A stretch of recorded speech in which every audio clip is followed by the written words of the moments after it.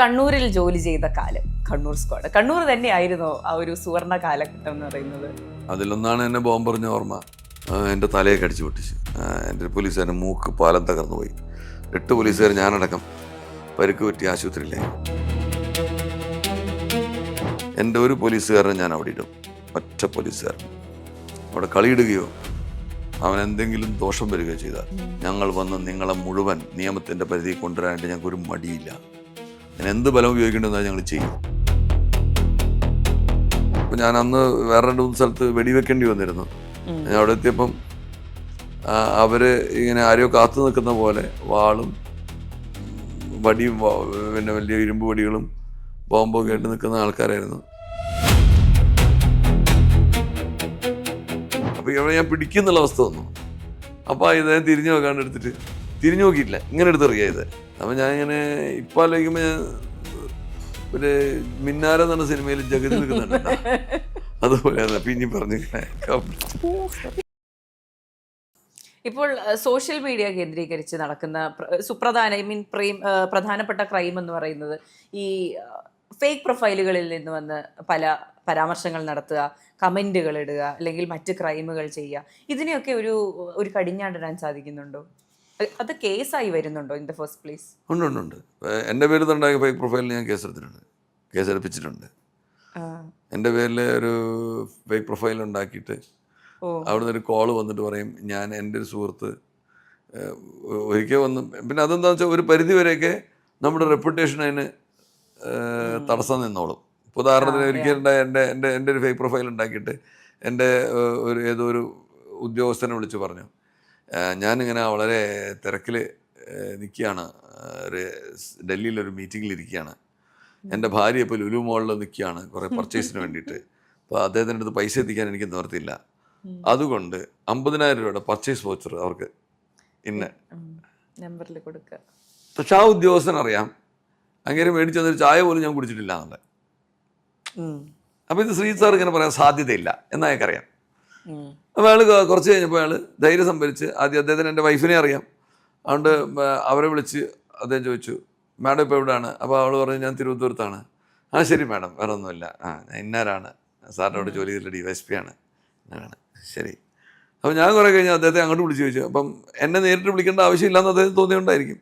ഞാൻ അദ്ദേഹത്തെ തിരിച്ചു ചോദിച്ചു, എന്താണ് താൻ വീട്ടിലോട്ട് വിളിച്ചായിരുന്നു? അല്ല ഒന്നുമില്ല സാറേ, ഇങ്ങനൊരു സാധനം വന്നു. സാറ് അങ്ങനെ ചോദിക്കില്ല എന്ന് നമുക്ക് അറിയാവുന്നതുകൊണ്ട് എനിക്ക് വ്യാജമാണെന്ന് തോന്നി. പിന്നെ വേറെ ഇതുവരെ എൻ്റെ പേരിൽ അങ്ങനെ വ്യാജ പ്രൊഫൈൽ ഉണ്ടാക്കിയിട്ട് പൈസ ആർക്കും നഷ്ടപ്പെട്ടതായിട്ട് എനിക്ക് അറിവിലില്ല. വേറൊരു സാധനം വന്നെന്ന് പറഞ്ഞാൽ CRPF എന്ന് മാറിപ്പോകുന്ന എൻ്റെ ഒരു സുഹൃത്തിന് കുറേ ഫർണിച്ചർ വിൽക്കാനുണ്ട്. 72,000 രൂപയാണ് അതിൻ്റെ വില. അത് 72,000 രൂപ തന്നാൽ നിങ്ങൾക്ക് CRPF നിന്ന് എടുത്തുകൊണ്ട് പോകാവുന്നതാണ് എന്ന് പറഞ്ഞ് കുറേ ഫർണിച്ചറിൻ്റെ ഫോട്ടോ, പിന്നെ ഉദ്യോഗസ്ഥൻ്റെ ഫോട്ടോ, പിന്നെ എൻ്റെ ഒരു ഫോട്ടോ. എൻ്റെ ഫോട്ടോ ഒക്കെ നെറ്റിൽ ഇഷ്ടംപോലെ അവൈലബിളാണ്. അപ്പോഴും ഒരുവിധം ബോധപ്പെട്ടുള്ള ആൾക്കാരൊക്കെ നമ്മളെ വിളിച്ച് പറയും, സാറേ ഒന്ന് ശ്രദ്ധിച്ചോണേ, ഇങ്ങനെ ആരെങ്കിലും പെട്ടുപോകാൻ സാധ്യതയുണ്ട്. അങ്ങനെയുള്ള 2-3 പ്രൊഫൈലിനെതിരെ നമ്മൾ കേസെടുത്തിട്ടുണ്ട്. അതിൽ ഒരാളെ അറസ്റ്റ് ചെയ്ത് ഒരു സാധനം തന്നു, വേറൊരുത്തൻ ഇരുന്ന് ചെയ്യുന്നത് അങ്ങ് ഇവിടെ വെച്ചിട്ടാണ്, ഇവിടെ എന്താ മഹാരാഷ്ട്രയിലെ ഏതോ ഉൾക്കാട് പ്രദേശത്താണ്. അവിടെ വരെ 2 പ്രാവശ്യം പോലീസ് പോയിട്ട് വന്നു, പോയപ്പോൾ അവനെ കിട്ടിയില്ല. അപ്പം ഞാൻ നോക്കുമ്പോൾ അത് പിന്നെ എൻ്റെ മഹാത്മ്യം കൊണ്ട് എന്നെ തെരഞ്ഞുപിടിച്ച് ചെയ്യുന്നതല്ല, അങ്ങനെ ഒരുപാട് പേരുടെ പേരിൽ അങ്ങനെ ഉണ്ടാക്കുകയും ചെയ്യുകയൊക്കെ ചെയ്യുന്നുണ്ട്. 1-2 തവണ. എന്നിട്ട് ചിലരെന്ത് ചെയ്തെന്ന് വെച്ചാൽ എൻ്റെ നമ്പർ തന്നെ കൊടുത്തു ഈ വിളിക്കുന്ന ആൾക്ക്. അപ്പോൾ അവരെന്നെ വിളിച്ചു പറഞ്ഞു, ഏത് ഞാൻ ശ്രീജിത്താണെന്ന്, ഏത് അപ്പോൾ അതിങ്ങോട്ട് എന്നോട് പറഞ്ഞു. അപ്പോൾ അത് വെച്ചിട്ട് നമ്മൾ കോള് നോക്കുമ്പോൾ പലപ്പോഴും അത് ഈ ഇൻ്റർനെറ്റ് കോൾസാണ്, തിരിച്ചു വിളിച്ചാൽ കിട്ടില്ല. എന്നിട്ടും നമ്മൾ ചിലത് അന്വേഷണം നടത്തി ആളെയൊക്കെ ഏകദേശം കണ്ടുപിടിച്ച് വെച്ചിട്ടൊക്കെ ഉണ്ട്. കോട്ടയത്താണ് ഒരു FIR ഉള്ളത്. അപ്പം അങ്ങനെയുള്ള കേസുകളുണ്ട്. അത് പിന്നെ ചതിക്കുഴികളിൽ പെടാതിരിക്കും. അതാണ് ഞാൻ പറഞ്ഞേ. ഇതിപ്പം നമുക്ക് ഫർണിച്ചർ വേണമെങ്കിൽ വളരെ സിമ്പിൾ. ഇപ്പോൾ ഒരാളിപ്പോൾ CRPFൻ്റെ ഉദ്യോഗസ്ഥ ഫർണിച്ചർ കിട്ടും. അപ്പോൾ അവിടെ എന്താ 2 കാര്യമാണ് അവിടെ. ഒന്ന് ശ്രീജിത്ത് സാറ് പറഞ്ഞു, അപ്പോൾ അദ്ദേഹത്തിന് എന്തെങ്കിലും ഉപകാരം ആവുമെങ്കിൽ ആയിക്കോട്ടെ. അപ്പോൾ ശ്രീജിത്ത് സാറിൻ്റെ അടുത്ത് ഉപകാരം വേണോ വേണ്ടയോ എന്നുള്ളത് അങ്ങേരോട് നേരിട്ട് ചോദിച്ചിട്ട് ചെയ്യാമല്ലോ. 1. 2, നിങ്ങൾക്ക് ഫർണിച്ചർ മേടിക്കണമെങ്കിൽ ആദായ വിൽപ്പനയ്ക്ക് പോകണ്ടെന്ന്. നിങ്ങൾ മര്യാദയ്ക്ക് ഒരു കടയിൽ പോയിട്ട് അവിടെ കിട്ടുന്ന ഡിസ്കൗണ്ട് നിങ്ങൾ മേടിക്കേ. അല്ലെങ്കിൽ നമ്മുടെ ഈ പിന്നെ പിന്നെ എന്താ പറയുക, നമ്മൾ അംഗീകൃതമായിട്ടുള്ള ഈ സെല്ലേഴ്സ് ഉണ്ട്, സൈബർ സെല്ലേഴ്സ്, ഇപ്പോൾ ആമസോൺ, ഫ്ലിപ്കാർട്ട് എന്നൊക്കെ പറയുന്ന പോലെ അവിടെ Friday sale, mid night sale, തേങ്ങ വാങ്ങാന്നൊക്കെ പറഞ്ഞ പല സാധനം വരുന്നുണ്ട്. അങ്ങനെയുള്ളതിലൊക്കെ പോകാമല്ലോ. നിങ്ങൾക്ക് അറിഞ്ഞുകൂടാത്ത ആരെങ്കിലും അയച്ചു തരുന്ന ലിങ്കും ഒക്കെ ആയിട്ട് അതിനേക്കാൾ ലാഭം കിട്ടുമെന്ന് വിചാരിച്ച് ചാടി പുറപ്പെടുന്ന പരിപാടി. അതിനാണ് ഞാൻ അപരിഗ്രഹം എന്ന് പറയുന്നത്. അതെ, ഈ സ്ത്രീകൾക്കെതിരായ അതിക്രമങ്ങളുണ്ടല്ലോ, ഇൻബോക്സിൽ ന്യൂഡ് ഫോട്ടോസ് അയച്ചു കൊടുക്കുക, മോശം കമന്റുകൾ ഇടുക, ഇത്തരം കേസുകൾ ഇപ്പോൾ രജിസ്റ്റർ ചെയ്യുന്നത് കൂടിയിട്ടുണ്ടോ? ആൾക്കാർ മുമ്പോട്ട് വരുന്നുണ്ട്.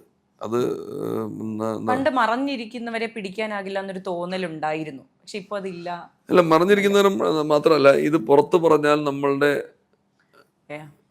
നമ്മൾക്ക് ഒരു അഭിമാനം നഷ്ടപ്പെടുമോ എന്നുള്ള അതിൽ നിന്നൊക്കെ ഇപ്പം നമ്മുടെ സമൂഹത്തിൽ ഒരുപാട് സ്ത്രീകൾ മുമ്പോട്ട് വരുന്നുണ്ട്. അത് വളരെ ഹൃദ്യമാണ്, നല്ല കാര്യമാണ്. നമുക്ക് അവരോട് ഞങ്ങൾക്കൊക്കെ ഇതുവരെ ഞങ്ങൾ ഏർപ്പാട് ചെയ്തിട്ടുള്ള അങ്ങനെയുള്ള ഒരു കേസുകളിലും ഐഡൻറ്റിറ്റി കോംപ്രമൈസ് ചെയ്ത് വിട്ടിട്ട് ആ സ്ത്രീയുടെ പേര് പുറത്തു വന്നിട്ടുള്ള സാഹചര്യമൊന്നും ഇല്ലാതെ നമുക്ക് മാനേജ് ചെയ്യാൻ പറ്റിയിട്ടുണ്ട്. അപ്പോൾ അതങ്ങനെ പരാതി വരുന്നത് നല്ലതാണ്. പരാതി വരുന്നുണ്ട്, അങ്ങനെയുള്ള കേസുകളിൽ നടപടി ഉണ്ടാകുന്നുണ്ട്. പലപ്പോഴും ഉണ്ടാവണം എന്താണെന്ന് വെച്ച് കഴിഞ്ഞാൽ ഈ പരാതി പറയുന്ന വ്യക്തിയുടെ അശ്രദ്ധ കൊണ്ടാണ് പലപ്പോഴും ഇത്തരം കേസുകൾ ഉണ്ടാകുന്നത് തന്നെ.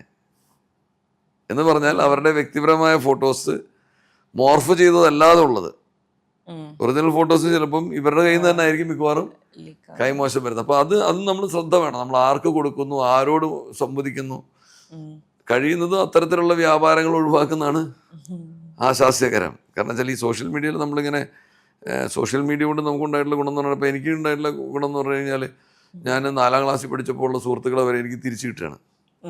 അതൊരു വളരെ സന്തോഷമാണ്. ആ നെറ്റ്വർക്കിംഗ് കഴിയുമ്പം അപ്പോൾ നമുക്ക് ഒരുപാട് ഓർമ്മകൾ തിരിച്ചു വരും. നമ്മൾ കണ്ടു മറന്നുപോയ ആൾക്കാരെ വീണ്ടും കാണും, അവരുടെ മക്കളെ കാണും.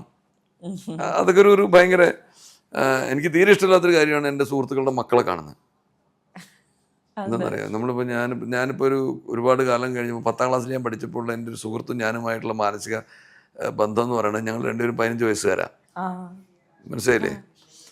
ഇപ്പോൾ കാണുമ്പോൾ ഞങ്ങൾ 15 വയസ്സാണ്. അതിനിടയിലാണ് നമസ്കാരം അങ്കിൾ എന്ന് പറഞ്ഞൊരു ഒരു 25-കാരിയെ കാണുക, അല്ലെങ്കിൽ 27-കാരനെ കാണുന്നത്. അത് നമ്മളുടെ പ്രായത്തെ നമ്മൾ ഓർമ്മിപ്പിക്കുകയും നമ്മളെ മാനസികമായിട്ടുള്ള എന്താ പറയുക, ആ ഒരു ചെറുപ്പകാലത്തുണ്ടാവുന്ന ആ ഒരു ബോണ്ടേജിനെ വെല്ലുവിളിക്കുന്ന രീതിയിലുള്ള 2 കുട്ടികളുടെ പ്രസൻസ് ഞാൻ അപ്രൂവ് ചെയ്യുന്നില്ല. ഞാൻ അതുകൊണ്ട് അല്ല, മക്കളെ കാണാൻ ഇഷ്ടമല്ല എന്ന് പറഞ്ഞാൽ വേറെ രീതിയിലല്ല. ഞങ്ങളുടെ വാർദ്ധക്യത്തെ സ്മരിപ്പിക്കുമാറ് ആൾക്കാർ വന്നിരുന്നിട്ട് ഞങ്ങളുടെ മരണം കുറച്ചും കൂടെ അടുത്താണ് എന്നുള്ള ഞങ്ങൾ ഓർമ്മിപ്പിക്കേണ്ട കാര്യമൊന്നുമില്ലല്ലോ. ഞങ്ങളുടെ ലോകത്ത് വിഹരിച്ചോട്ടെ. അതെ, ഇപ്പൊ എന്റെ പേരൻസ് ഒക്കെ ഇങ്ങനെ റീയൂണിയൻ ഒക്കെ പോയിട്ട് വന്നിട്ട് പറയും, ആ പയ്യൻ വന്നിട്ടുണ്ടായിരുന്നു എന്ന് പറയും. പയ്യനോ? അവർക്കൊക്കെ അത് പഠിച്ച അതാ ഞാൻ പറഞ്ഞ ആ ഒരു സങ്കല്പം തകർക്കേണ്ട ആവശ്യമില്ലല്ലോ. കിട്ടുന്ന സന്തോഷങ്ങൾ ഞങ്ങളുടെ സന്തോഷങ്ങളല്ലേ. അതെ. അപ്പോൾ കണ്ണൂരിൽ ജോലി ചെയ്ത കാലം, കണ്ണൂർ സ്ക്വാഡ്, കണ്ണൂർ തന്നെയായിരുന്നോ ആ ഒരു സുവർണ കാലഘട്ടം എന്ന് പറയുന്നത്? എനിക്കെല്ലാം സുവർണ കാലഘട്ടം. ഞാൻ വളരെ സന്തുഷ്ടനായിട്ടൊരു വ്യക്തിയാണ്. പക്ഷെ കണ്ണൂരിലുള്ളതിന് ഒരുപാട് രസകരമായ ഓർമ്മകൾ ഒരുപാടുണ്ട്. അതിലൊന്നാണ് എന്നെ ബോംബെറിഞ്ഞ ഓർമ്മ. കണ്ണൂരുള്ള ഒരു ഗുണം എന്ന് പറഞ്ഞു കഴിഞ്ഞാൽ, ഇപ്പോഴങ്ങനെയല്ല കണ്ണൂർ, മുമ്പുണ്ടായിരുന്ന കണ്ണൂർ. ഇപ്പോൾ കണ്ണൂർ ഒരുപാട് മാറി. പണ്ട് ഉണ്ടായിരുന്ന കണ്ണൂരെന്ന് പറയുന്നതും കണ്ണൂരെല്ലാം ഒരുപോലെയല്ല. ആൾക്കാർ ഇവിടെ തെക്കുള്ളവരുടെ വിചാരം തന്നെ കണ്ണൂർ മൊത്തം കുഴപ്പം. അങ്ങനല്ല, പ്രശ്നമാണ്. അങ്ങനല്ല. അത് വളരെ പോക്കച്ചേ ഉള്ളൂ. പാനൂർ, കുളവല്ലൂർ, കതിരൂർ, കൂത്തുപറമ്പ്, അങ്ങനെ ഒരു ചെറിയ അതായത് സത്യം പറഞ്ഞാൽ കറുത്തേനാർ നാട് എന്ന് പണ്ട് കടത്തനാട് എന്ന് പറയുന്ന ആ പ്രദേശം, അതാണ് യഥാർത്ഥത്തിൽ. അത് അവിടെ ഈ നമ്മുടെ ചരിത്രാതീത കാലം തൊട്ട് അവിടെ കുടുംബ പശ്ചാത്തലത്തിലുള്ള കുടിപ്പകകളുടെ ഒരു കുടുംബം മറ്റൊരു കുടുംബവുമായിട്ടുള്ള അതിൻ്റെ ഒരു ഈറ്റില്ലമാണ്. അവിടെയാണ് യഥാർത്ഥത്തിൽ ഇങ്ങനെയുള്ള പ്രശ്നങ്ങൾ.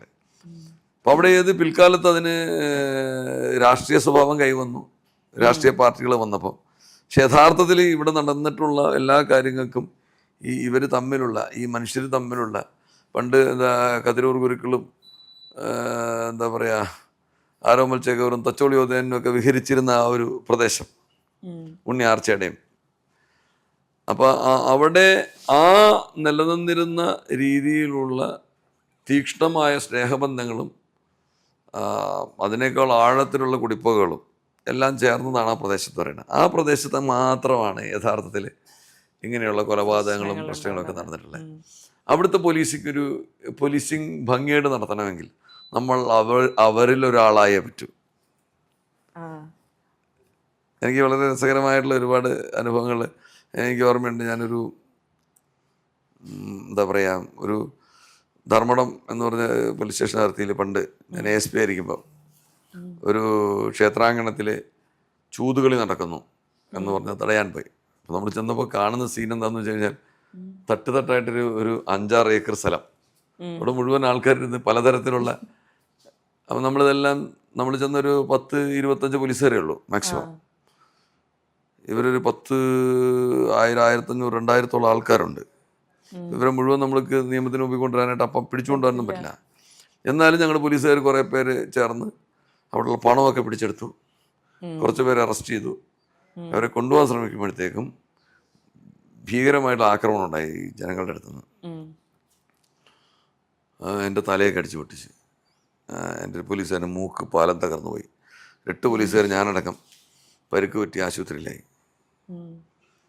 പിന്നീട് പോലീസ് സന്നാഹത്തോടു കൂടി ഞാൻ അവിടെ ചെന്ന് അവരെ മുഴുവൻ കുറച്ചുകൂടെ സന്നാഹമൊക്കെ ആയിട്ട് പോയി തയ്യാറെടുത്ത് പോയി പ്ലാൻ ചെയ്ത് ആ ഏരിയയൊക്കെ നമ്മൾ കണ്ടുപിടിച്ച് അറസ്റ്റ് ചെയ്തുകൊണ്ട് വന്നു. കുറേ 26 പേരെ കുറ്റവാളികളെ അറസ്റ്റ് ചെയ്തുകൊണ്ട് വന്നു, കേസെടുത്തു.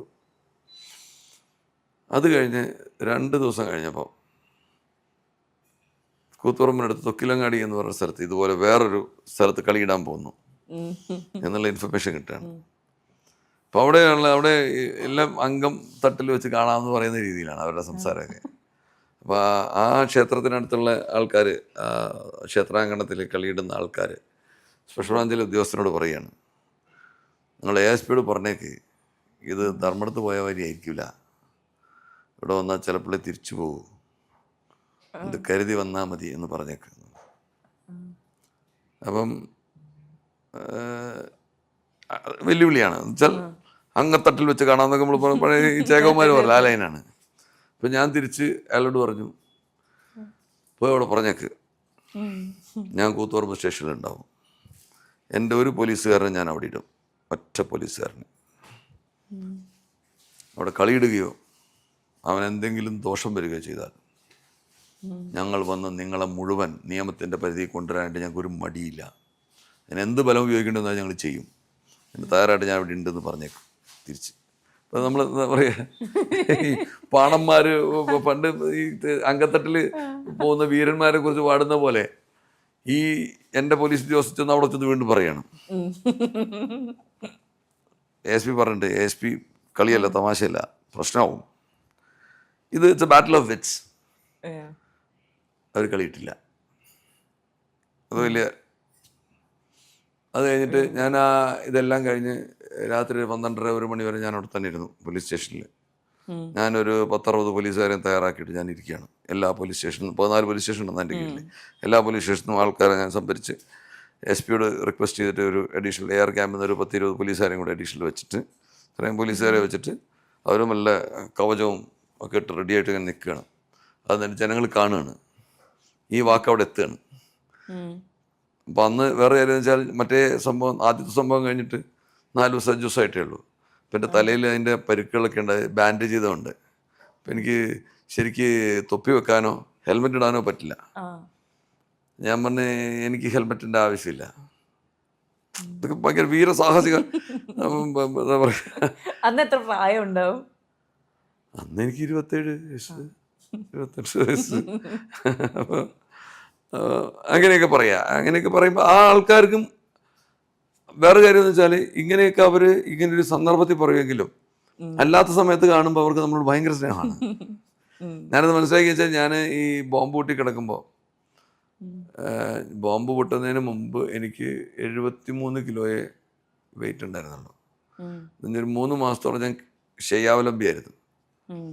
അപ്പോൾ തലശ്ശേരിയിലുള്ള ഉമ്മമാർ കൊണ്ടുതന്ന എന്താ പറയുക, പത്തിരിയും മട്ടൻ കറിയൊക്കെ തിന്ന് ഡോക്ടർ എന്നോട് പറഞ്ഞു കുറേ IV ആയിട്ട് ഇങ്ങനെ കുറേ ഫ്ലൂയിഡ്സും ആൻറ്റിബയോട്ടിക്സൊക്കെ കയറുന്നുണ്ട്. ഇത്രയൊക്കെ മരുന്ന് കയറുന്നുണ്ട്, നല്ലോണം ഭക്ഷണം കഴിച്ചോളൂ സാറേ എന്ന് പറഞ്ഞിട്ടുണ്ട് ഡോക്ടേഴ്സ് വന്നിട്ട്. അത് കേട്ടത് വാതി കേൾക്കാത്ത വാതി. ഈ ഉമ്മമാര് നല്ലോണം, അവർക്ക് ഒരു ബന്ധവും ഒരു പരിചയവും വേണ്ട. അവരിങ്ങനെ നമ്മുടെ നാട്ടിൽ വന്ന് പിന്നെ പോലീസ് ഉദ്യോഗസ്ഥന് പരിക്ക് പറ്റിയെന്നാണ് അവർ കാണാൻ വരുമ്പോൾ എല്ലാവരും ഭക്ഷണം കൊണ്ട് തരും. അതിനകത്ത് ഒരുപാട് സന്ദർഭങ്ങളിൽ നമ്മൾ നേർക്ക് നേരെ നിന്ന് പൊരുതിയ ആൾക്കാരുണ്ട് പല ലോ ആൻഡ് ഓർഡർ സിറ്റുവേഷൻസിൽ. അവർ ഭക്ഷണം കൊണ്ടുതരും.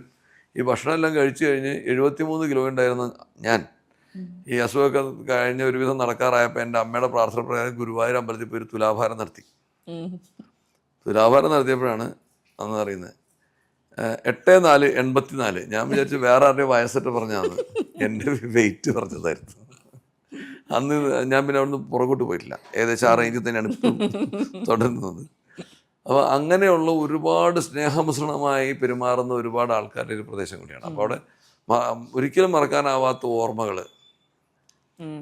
നമുക്ക് നാട് സമ്മാനിക്കുന്നുണ്ട്. ഈ ബോംബെറിഞ്ഞ സംഭവം എങ്ങനെയായിരുന്നു ഉണ്ടായത്? ബോംബായിട്ട് നിൽക്കുന്ന കുറേ ആൾക്കാരുണ്ടായി. അപ്പം അവരറിഞ്ഞപ്പോൾ ഞാൻ അന്ന് വേറെ 2-3 സ്ഥലത്ത് വെടിവെക്കേണ്ടി വന്നിരുന്നു. ഞാൻ അവിടെ എത്തിയപ്പം അവർ ഇങ്ങനെ ആരെയോ കാത്തു നിൽക്കുന്ന പോലെ വാളും വടിയും പിന്നെ വലിയ ഇരുമ്പ് വടികളും ബോംബൊക്കെ ആയിട്ട് നിൽക്കുന്ന ആൾക്കാരായിരുന്നു. അപ്പോൾ അവരിൽ ഈ ബോംബ് കൊണ്ടുപോകുന്ന ആൾക്ക് സ്പീഡിൽ ഓടാൻ പറ്റില്ല. നമ്മൾ ഇറങ്ങിയപ്പോൾ അവരെല്ലാവരും ഓടി. ഞാനും ഒരു 5-6 പോലീസുകാരും ഉണ്ടായിരുന്നു എൻ്റെ കൂടെ. ജീപ്പിലാണ് അവിടെ ഇറങ്ങി. അവർ ഓടിയപ്പോൾ ഞങ്ങൾ പുറകെ ഓടിയപ്പോൾ ഏറ്റവും മുമ്പിൽ ഞാൻ ഓടി. അറിയാം ഫ്രണ്ടിൽ നിന്ന് ഞാൻ ഇറങ്ങി. എൻ്റെ പോലീസുകാർ ബാക്കിൽ നിന്ന് ഇങ്ങനെ ഇറങ്ങി വരേണ്ട ടൈമുണ്ട്. ഇപ്പോൾ ഇവരെ കണ്ടോടെ നമ്മൾ ഇറങ്ങിയപ്പോൾ ഇവർ ഓടി, ഞാൻ പുറകെ ഓടി. അതിൽ ഈ ബോംബ് കൊണ്ടുപോകുന്ന ആൾ ഒരു പ്ലാസ്റ്റിക് കവറിലാണ് അത് കയ്യിൽ വെച്ചിരുന്നത്. അപ്പോൾ അയാൾക്ക് സ്പീഡിൽ ഓടാൻ പറ്റില്ല. കാരണം വെച്ചാൽ തമ്മിൽ ഘർഷണമായിട്ട് പൊട്ടും. അത് അയാൾക്കറിയാം. വേണ്ട അയാൾക്ക് മറ്റുള്ളവർ എത്ര സ്പീഡ്, മറ്റുള്ളവർ വേഗം ഓടിപ്പോയി. ഇയാൾ ഓടുമ്പം സ്പീഡ് കുറഞ്ഞു. അപ്പോൾ ഇയാളെ ഞാൻ പിടിക്കുന്നുള്ള അവസ്ഥ വന്നു. അപ്പോൾ ഇദ്ദേഹം തിരിഞ്ഞു നോക്കാണ്ട് എടുത്തിട്ട് തിരിഞ്ഞു നോക്കിയിട്ടില്ല, ഇങ്ങനെ എടുത്തെറിയാം ഇത്.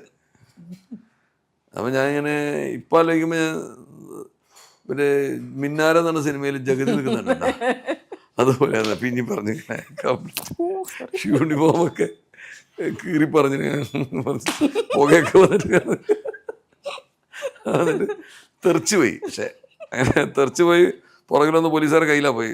അവരെ എൻ്റെ ഒരു കഷ്ടിച്ചൊരു 50 വരെ പുറകിൽ ഈ പോലീസുകാർ ഓടി വരുന്നുണ്ടായിരുന്നു. അവരുടെ കയ്യിലേക്കാണ് അവരെന്നെ പിടിച്ച്. അപ്പോൾ ബോധമുണ്ട്, ഒന്നും ബോധം പോയിട്ടില്ല. അപ്പം അവനെ പിടിക്കുന്ന ഞാൻ പറയണേ ഇവരോട്. അവരോട് വേണ്ട സാറേ നമുക്ക് പോവാന്നുണ്ടല്ലോ, എടുത്ത് കൊണ്ടുപോയി. അവനെ എപ്പോഴൊന്നും പിടിക്കാൻ പറ്റിയില്ല. പിന്നീട് ഞാൻ അറിഞ്ഞു അതിൽ എറിഞ്ഞ ആൾ മരിച്ചുപോയി, പിന്നെ ബോംബ് ഉണ്ടാക്കുമ്പോൾ എന്നുള്ളതാണ് ഞാൻ അറിഞ്ഞത് പിന്നീട്. പിന്നെ ഞാൻ അന്ന് പോയി തലശ്ശേരി കോപ്പറേറ്റീവ് ഹോസ്പിറ്റലിലാണ് ആദ്യത്തെ ചികിത്സയൊക്കെ കഴിഞ്ഞത്. പിന്നെ അത് കഴിഞ്ഞ് തുറന്ന് പിന്നീട് ഈ ചീളുകൾ എടുക്കാൻ വേണ്ടിയിട്ടുള്ള സർജറികളൊക്കെ ഉണ്ടായി. അതെ, കുറെ നാൾ അതിന്റെ ബുദ്ധിമുട്ടുകൾ പേറി നടക്കേണ്ടി വന്നിരുന്നു. നല്ല ഒരു വീരപരിവേഷമൊക്കെ ആയിരുന്നു പോലീസിൻ്റെ ഇടയിൽ. ആദ്യമായിട്ട് ബോംബർ കിട്ടിയ IPS കാരൻ, കേരളത്തിൽ ആദ്യമായിട്ടാണ് IPS കാരന് ബോംബർ കിട്ടണത്. പിന്നെ വേറെ കാര്യം വെച്ചാൽ ഭാഗ്യത്തിന് എൻ്റെ മറ്റു പോലീസുകാർക്കൊന്നും പരിക്ക് പറ്റില്ല. അപ്പോൾ അവർക്ക് ഭയങ്കര സങ്കടമായിരുന്നു. ആ പോലീസുകാരിൽ കുറച്ച് പേരൊക്കെ ഇപ്പോഴും ഉണ്ട്, നല്ല ബന്ധമുണ്ട് അവരായിട്ട് ഇപ്പോഴും.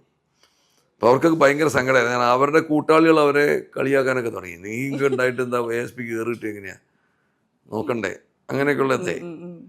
പക്ഷെ അവിടെ എനിക്ക് ഭയങ്കര അഭിമാനപൂരിതമാകും അന്തരംഗം എന്നുള്ള അവസ്ഥയാണ്. കാരണം വേറെ ഒന്നല്ല, അതെ ഇനിയിപ്പോൾ എത്ര കാലത്ത് കഴിഞ്ഞാലും പറയാലോ. അങ്ങനെ ഒരു വീരകഥ, സാഹസിക കഥ പറയാനുള്ള. പക്ഷേ എന്താ പറയുക, അവിസ്മരണീയമാണ് അവിടുത്തെ എല്ലാ കാര്യങ്ങളും. അങ്ങനെ ആ കാലഘട്ടത്തിലുണ്ടായിരുന്നു. ഇപ്പം അത്രയും ഇൻറ്റൻസീവായിട്ടുള്ള ലോ ആൻഡ് ഓർഡർ അവിടെ ഇല്ല, പ്രത്യേകിച്ച് പൊളിറ്റിക്കലായിട്ട് അങ്ങനെ കാണുന്നില്ല. അതെ, അപ്പോൾ ഇതൊക്കെയാണ് സാറിൻ്റെ സർവീസ് കഥകൾ പറയാനുള്ളത് തന്നെ. അപ്പോൾ സമയം ഒത്തിരി വൈകി, ഒരുപാട് സമയം നമ്മളിപ്പം ചെലവഴിച്ചു. എന്തായാലും മുന്നോട്ടുള്ള വഴികളിലും എല്ലാവിധ ആശംസകളും നേരുന്നു. Thank you so much. Thank you.